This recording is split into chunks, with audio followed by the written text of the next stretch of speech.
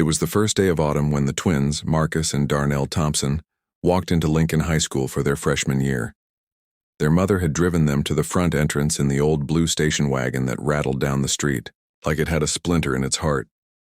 Marcus clutched his backpack straps, shoulders squared, while Darnell scanned the brick facade of the school, eyes wide with determination. They had both been bright throughout middle school, straight-A students, whose curiosity and quick wit earned them respect among peers and teachers alike. Yet their arrival at Lincoln High felt like stepping into uncharted territory. The classroom they would first attend was English literature, taught by Mrs. Caroline Whitaker. She was in her late 50s, her once blonde hair now faded to a muted silver, and her teaching style was rooted in traditionalism, strict adherence to syllabi, no tolerance for deviation. When she saw Marcus and Darnell enter her classroom, she eyed them with a flicker of scrutiny. She noted the way their shoulders set, the confidence radiating from their stance, and the way they offered polite nods rather than apologetic bows. To her, they seemed overly assured, perhaps too used to acquiescence from authority figures. She welcomed them abruptly. "Take seats in the front row, please," she commanded, voice crisp.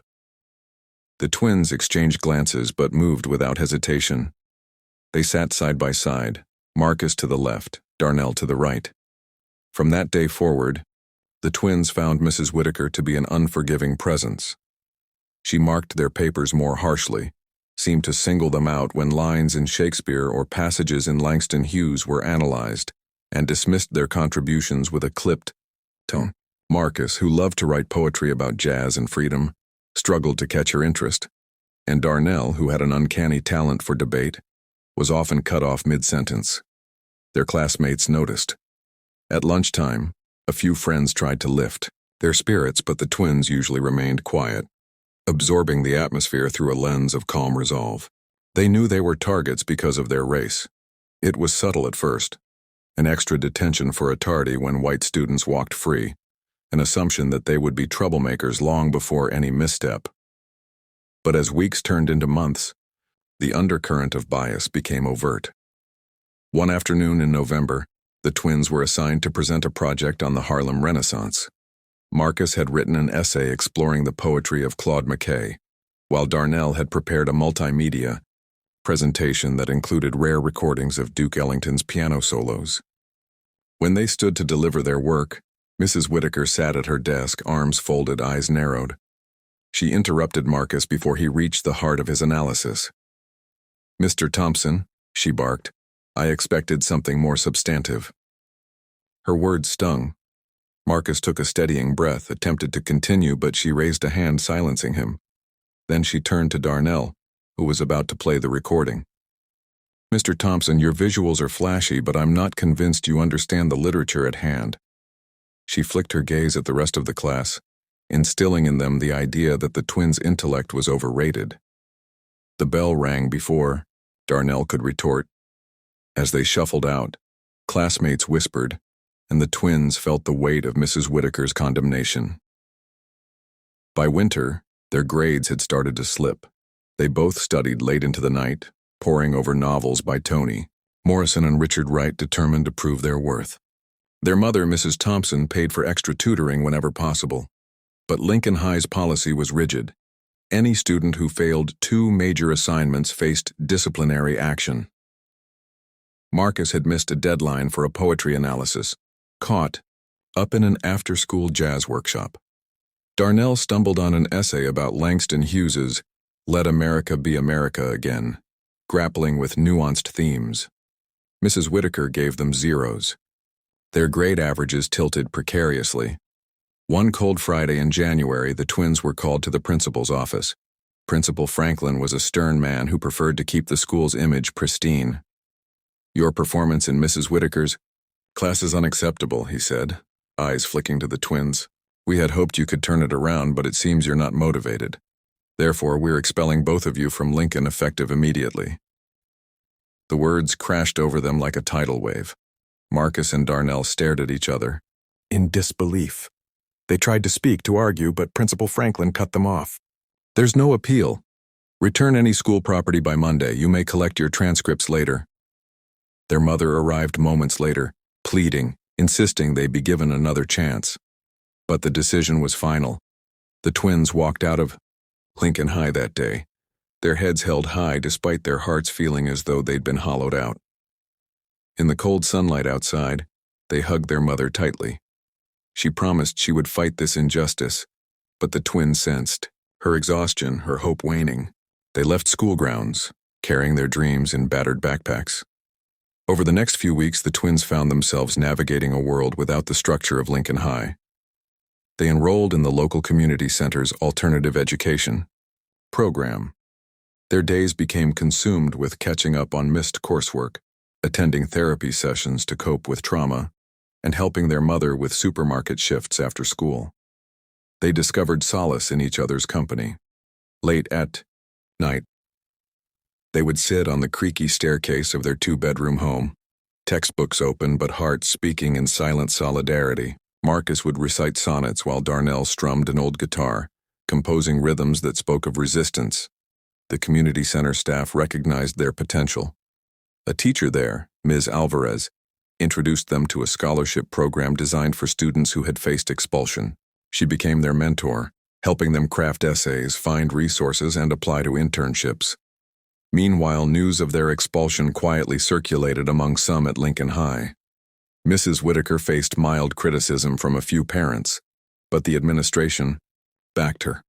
Rumors circulated that the twins were troublemakers, and the story faded as new controversies took center stage. But for the Thompson twins, it fueled their determination. In the spring, Darnell was accepted into a competitive debate league, and Marcus, through Ms. Alvarez's contacts, secured an internship at a local newspaper, where he wrote short poems and informative pieces on youth culture. Their world expanded beyond the walls of Lincoln High. They made friends of various backgrounds, learned about activism, and discovered that their voices mattered. Time moved forward. The seasons changed, and the twins, now senior students at an alternative high school, prepared for graduation. They wore caps and gowns that were too big for their firm frames, and their mother cried tears of pride as she watched them receive diplomas. Marcus planned to attend the state university as a creative writing major, while Darnell earned a scholarship to a prestigious debate program. On the day of graduation, Ms. Alvarez handed them envelopes. Inside were acceptance letters and scholarship awards. When the twins saw the cumulative dollar amounts, their jaws dropped. They hugged Ms. Alvarez, tears streaming down their faces. They had beaten the odds, rising from expulsion to academic triumph.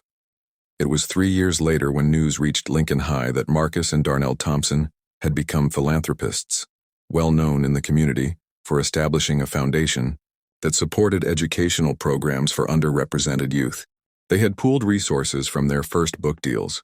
Marcus's poetry collection had achieved modest acclaim, and Darnell's success in law school had brought a substantial legal fellowship. Together, they launched the Thompson Educational Trust, channeling funds to schools in need. Lincoln High, which had struggled with budget cuts and aging facilities, became a priority recipient. On a crisp September morning, an official letter arrived at Lincoln High's administrative office. It was addressed to Principal Caldwell. Principal Franklin had long retired, announcing that a donation of $2 million had been pledged by the Thompson Educational Trust. The letter invited the school to a donor recognition ceremony to be held in early November. Mrs. Whitaker, now nearing retirement herself, overheard the secretary reading aloud the letter. A flutter of curiosity and guilt passed through her. She remembered the faces of Marcus and Darnell, the confident freshmen who had challenged her in ways she wasn't accustomed to. In her mind, she replayed that fateful day in January, feeling a knot tighten in her stomach. As the ceremony approached, the entire school buzzed with preparation. The gymnasium was dusted and polished, tables set with crisp white linens and banners printed with the school's logo draped along the walls. Students practiced speeches about gratitude and hope. Faculty members rehearsed lines praising the generosity of unknown donors. No one at Lincoln High knew that the donors were the twins whom Mrs. Whitaker had expelled. Mrs. Whitaker herself was assigned to introduce the principal at the ceremony, a task she performed with wavering confidence. She rehearsed her introduction repeatedly in front of her bathroom mirror each morning, voice cracking with nerves. She avoided looking directly at photographs of the school yearbook in which the twins' faces were still visible, as though avoiding. Those images would erase her guilt. The day of the ceremony dawned cool and clear. Leaves blazed in shades of orange and red outside the gym. Inside, chairs were arranged auditorium-style, seating teachers, students, and invited guests. A stage had been erected at the far end, flanked by towering potted plants, and a lectern stood at its center beneath a cluster of lights. Principal Caldwell entered first, wearing a navy blazer and a tie embroidered with the school's emblem.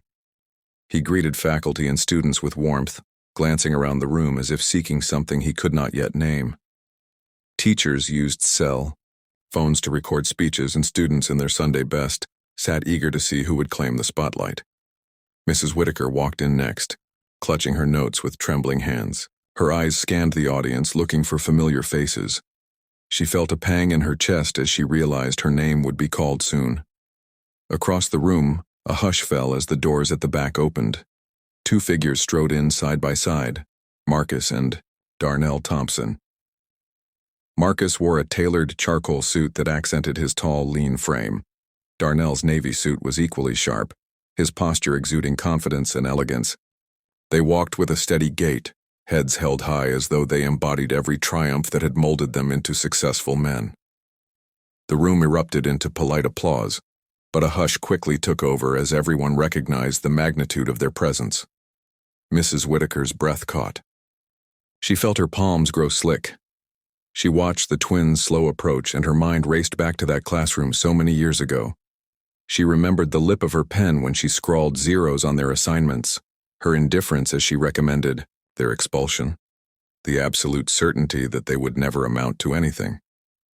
Now they stood at the front of the room, ready to bestow a donation that would transform Lincoln High's future. Marcus and Darnell stepped onto the stage and took positions behind the lectern. The audience quieted, waiting for their remarks. Principal Caldwell introduced them. "It is my honor to present the benefactors who, through their generosity, will forever change Lincoln High. Please welcome Mr. Marcus Thompson and Mr. Darnell Thompson." Applause rippled through the crowd. Mrs. Whitaker's chest tightened. She felt as though she had been shoved into a vat of ice. Darnell spoke first, his voice measured yet passionate. "Thank you, Principal Caldwell, members of the faculty, students, and guests. My brother Marcus and I stand before you humbled and proud to have the opportunity to give back to the institution that shaped our lives, though not always in ways we anticipated." A stir went through the audience as eyebrows rose and mouths opened slightly. Mrs. Whitaker felt a hot flush creep up her neck. She glanced down at her notes, the trembling in her hands causing the pages to rattle like brittle leaves. Marcus took a step forward. "You see, 3 years ago, my brother and I were expelled from Lincoln High. We were told we lacked motivation, that we were problems. As two black boys, we felt the weight of those words every day. But through the guidance of mentors in our community and the love of our family, we found the strength to rise. We discovered that our voices mattered, that our dreams were not dictated by someone else's prejudice. Today we stand here not to highlight old wounds, but to extend a healing hand to the next generation." The twins exchanged a glance, a silent bond that radiated across the stage. The audience held its collective breath, the weight of their story settling into every corner of the gymnasium. In the second row, students who had never met the twins sat forward, captivated. Some wiped eyes, moved by the narrative of adversity and triumph. Mrs. Whitaker felt tears welling in her eyes. She realized that the twins had grown into remarkable men despite her actions. She realized, too, that her own bias had been a stumbling block for them. In that moment, she felt exposed, as though the floor beneath her had given way.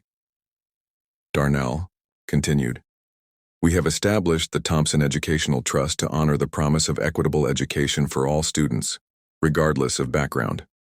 Our first act is to donate $2 million to Lincoln High, to renovate the library, to provide scholarships for students who face socioeconomic challenges, and to fund after-school programs that encourage creativity and critical thinking." A ripple of applause swept through the gymnasium. Marcus stepped forward and offered a final thought. We hope that our contribution serves as a reminder that obstacles can be transformed into opportunities. We hope that no student here ever feels unseen or unheard. And we hope that the lessons learned within these walls extend far beyond the classroom. They turned. Messer Thompson brothers bowed their heads briefly in gratitude and left the stage to thunderous applause. Mrs. Whitaker remained frozen in her seat. Her heart pounded like a drum. She whispered a silent apology that felt too little, too late. After a moment, she rose slowly and walked toward the stage. In the back of her mind, she rehearsed what she might say to them. Words of regret, confession, and acknowledgement of her sins. But as she approached, a teacher colleague placed a gentle hand on her shoulder and whispered, "They'll want to meet you after." Mrs. Whitaker nodded, fear and hope colliding within her. Later that afternoon, after the ceremony concluded and students filtered out of the gym, the twins remained on stage, greeting faculty and administrators. Mrs. Whitaker waited near the edge of the stage, palms sweaty. When the crowd thinned, Marcus spotted her and paused. A flicker of recognition passed across his face, followed by a guarded expression. Darnell noticed too, and their gazes locked on Mrs. Whitaker. She felt as though her life had been laid bare. "I want to thank you, Mrs. Whitaker," Marcus said, voice soft but clear. His words startled her. Hadn't she expelled him? She swallowed. "Marcus," she began, I am so sorry for what I did. I was wrong to expel you and your brother. I let my prejudice cloud my judgment, and you both paid the price. I can never undo my mistake, but I want you to know how ashamed I am." Her voice trembled. She looked past him, feeling tears at the edges of her eyes. Marcus's expression softened. "Thank you for saying that," he replied. "It means more than you know. My brother and I struggled for so long, but we channeled that pain into something positive. We wanted to make sure other kids didn't go through what we did." He offered a tentative smile. Darnell stepped forward. "We're not here to dwell on the past. We're here to build a future. But it's important that you understand how deeply your actions affected us." Mrs. Whitaker nodded, tears slipping down her cheeks. "I understand," she said, voice choked. "If you ever need anything, or if there's any way I can help, I will do it. I am committed to making things right." She held out her hand. Marcus hesitated for a heartbeat, then extended his hand and shook hers. That simple contact felt like a bridge spanning a river of years. Darnell placed a hand on his brother's shoulder and then looked at Mrs. Whitaker, nodding. "Thank you," he said. "We have given you this donation because we believe in second chances. We hope you learn from this, as we have." They turned and walked off the stage together, leaving Mrs. Whitaker standing beneath the bright lights, feeling both the weight of regret and the spark of redemption. In the weeks that followed, Lincoln High underwent a transformation. The library, once stacked with outdated textbooks and dust-covered shelves, was refurbished with new books, high-speed computers, and comfortable reading areas. After-school programs in robotics, creative writing, and painting bloomed. Scholarships, named for the Thompson brothers, were awarded to deserving students whose talents had been overlooked. Notices went out inviting Mrs. Whitaker to spend time in the new library, working with librarians to recommend literature that celebrated diverse voices. She accepted, determined to use her influence for good. One afternoon in December, as snow fell outside in gentle swirls, Mrs. Whitaker sat in the renovated library, reading an essay submitted by a sophomore named Jasmine Parks. The essay chronicled Jasmine's love for Maya Angelou's poetry and her struggles with anxiety.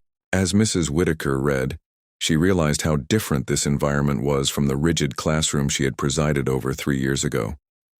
Students gathered on beanbag chairs, discussing perspectives on Toni Morrison's Song of Solomon. Room buzzed with excitement. She felt a lump in her throat as she watched a group of students reenact a scene from Lorraine Hansberry's A Raisin in the Sun, their voices filled with passion. In that moment, she understood the full impact of her transformation. She had been part of a system that excluded and discouraged, Now she was a participant in one that nurtured and embraced. She closed Jasmine's essay, a single tear falling onto the page. She whispered a silent vow to honor the Thompson twins' legacy by ensuring no student felt marginalized in her presence again. Several months later, on a bright spring day, a group of seniors gathered for a panel discussion in the new library. Among them was Jasmine, now confidently reciting original poetry that moved listeners to tears. Mrs. Whitaker, seated in the back, noticed how the twins' donation had created ripple effects. Students who once sat quietly were now speaking boldly. She realized that a single act of restitution could echo through years, uplifting individuals she could not yet imagine. Across town, in a small but cozy loft apartment where books lined the walls like old friends, Marcus and Darnell sat together. Marcus was working on his second poetry collection, while Darnell reviewed applications for future scholarships. They exchanged updates, smiling at each other with camaraderie and shared purpose. "I heard they finally finished renovating the arts wing," Marcus said, taking a sip of coffee. Darnell nodded. "I saw pictures. They named it the Thompson Arts Center. It's everything we hoped for." "Do you ever think about going back to Lincoln?" Marcus asked. "Maybe to do a workshop or something?" Darnell pondered. "I would. I'd tell them my story, not just the highlight reel. The bumps, the mistakes, the pain, and how we got past it." He paused. "But maybe it's better to let them live in the moment. We did our part." Marcus leaned back, gazing at a framed photograph of their mother taken on their high school graduation day. "Mom would be proud," he said softly. "She already is," Darnell replied, placing a hand on his brother's shoulder. "We did more than just give back to Lincoln. We changed our own destinies." Back at Lincoln High, as the final school, bell rang for the day. Mrs. Whitaker gathered her thoughts before addressing her own English class. She had planned a lesson on Toni Morrison's The Bluest Eye, focusing on themes of identity and belonging. As she distributed copies, she looked at her students, faces full of potential, and she saw reflections of Marcus, of Darnell, of every student who could be erased by a single word or action. Her voice carried conviction as she spoke. She would not withhold guidance or impose bias. She would be their ally, their advocate, their guide through literature that spoke of struggle and triumph. In room 214, as the class dove into Morrison's prose, Mrs. Whitaker found a sense of peace. She could almost feel the twins watching from afar, knowing that their donation had planted seeds of change. She silently thanked them for giving her the chance to right her wrongs. And in the hush that fell over the room, enveloped in the words on the page, she felt a quiet hope take root, a belief that even the deepest mistakes could bloom into something beautiful if met with courage, compassion, and an open heart.